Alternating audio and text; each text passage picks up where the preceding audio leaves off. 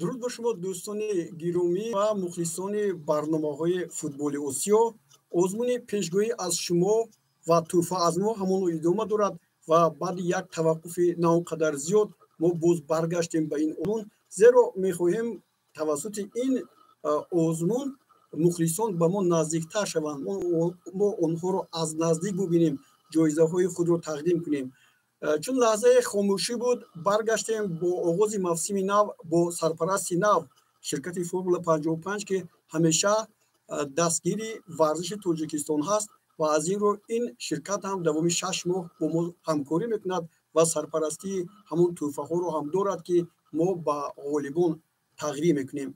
در آزمون اولین ما با شرکت فرمول 55 بیش از 100 نفر جوابهای خود را فرستادند. تقریبا تا 50 نفر با یک بازی جواب درست گفتند، اما در مجموع 4 نفر نتیجه بازی دو وخوری هم تاجیکستان رو پیشگویی کردند که عجیبش در اون است هر 4 نفری که به ما جواب رو فرستادند محض دسته‌های یک خیله رو نتیجهش رو پیشگویی کردند. مثلا давлатҷон абдуллоев اینجا شما میبینید.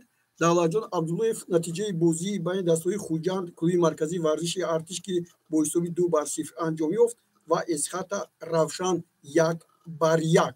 ما حالا با قرعه کشی شروع بکنیم. برای چی؟ برای اون که ما دو توفه داریم، جواب ها باشد 4 تا است. کدام از اونها توفه اساسی توبی فوتبال رو میگیرد و کدام دیگری فوتبالکا که با نوشته هم کلوب های فوتبال هم اینچنین فرمول 55 با اونها تقدیم کرده میشد. به هر نوع توفه ها غلطی هستند. چون گفتیم давлатҷон абдуллоев اولین شده با این یک جام هم اینجا آوردیم تا که شما باوری حاصل کنید که در کار ما یگان طرفگیری هم نیست و ما تازه کار میکنیم و به طور زنده هر آن چیزی که روی میدهد شما برابر ما هم خواهید دید. خب شخص اول رو اینجا میگذاریم.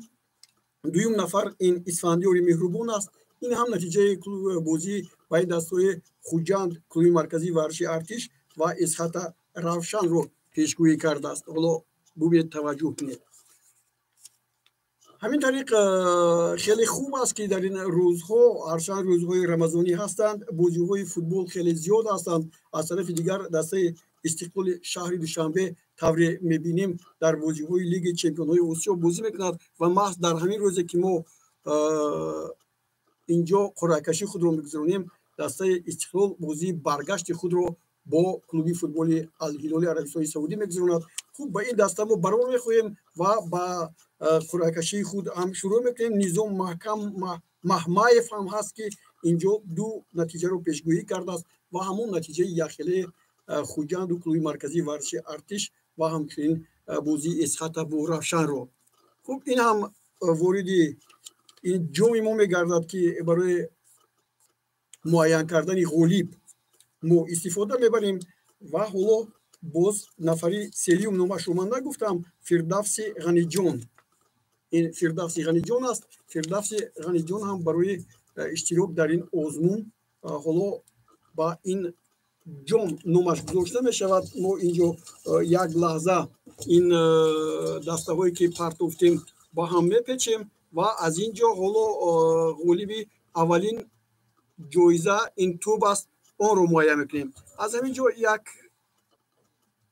بسته رو برمیداریم و давлатҷон абдуллоев صاحب توپ شدند و هر لحظه میتوانند ما با این کس در تماس بشویم و بیایند بگیرند اون توپی که با این کس پیش بینی شده است. چون давлатҷон صاحب توپ شدند دیگر در گرفتن جایزه دوم که گفتیم لباس ورزشی است همراه نمیشوند. این کس صاحب توپ هستند الکی جام اساسی. حالا باز ما شروع بکنیم با دویم جایزه و اینجا ما حالا میبینیم فردوس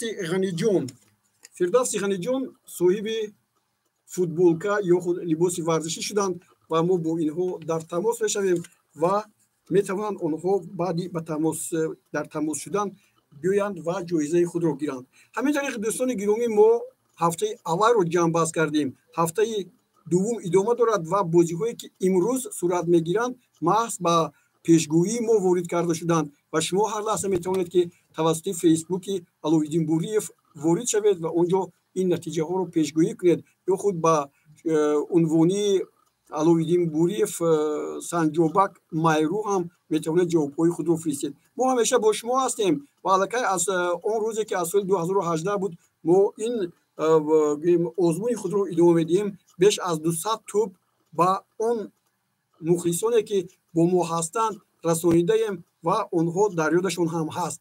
برای همین هم در آزمون‌های ما اشتراک کنید. ما در کنار نیستیم. همیشه اینجا یگان مسئله گفتن با مورد است که روبینی نیست، خش تبربینی نیست، بازی تازه هست و شما میتونید که در اون غالی باید و از ما نسخه توفه بگیرید. توی فوتبال اصلی و همچنین فوتبال که یا لباس ورزشی.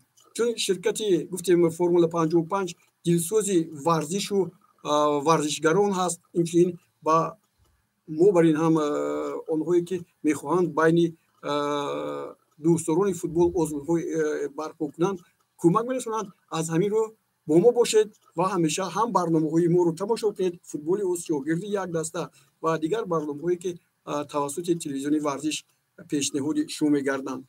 در همین جا والیبال رو معین کردیم. بار دیگر معین می‌کنیم که اینجا فردوس غنی جون صاحب پیراهن ورزشی شدند و عبداللهیف دلالجون عبداللهیف صاحب توبی بازی، توبی فوتبال، توبی اصلی و مرحمت کنید با ما در تماس بشویم. در تماس هم شوید و ما هم با شما در تماس بشویم و شما بیاید تحفه‌های خود رو بگیرید. در همین جا قرعه‌کشی اولین ما با پایان رسید. باقی صحتمند و پیروز باشید و با دسته استقلال که امروز گفتیم بازی دارد برای کار می‌خواهیم. همچنین بازی‌های چمپیونات تاجیکستان هم امروز ادامه می‌یابند که دسته‌های بازی می‌کرده 4 بازی که هست با روی خط پیشگویی‌های ما وارد شدند. خیر، خود رو احتیاط کنید.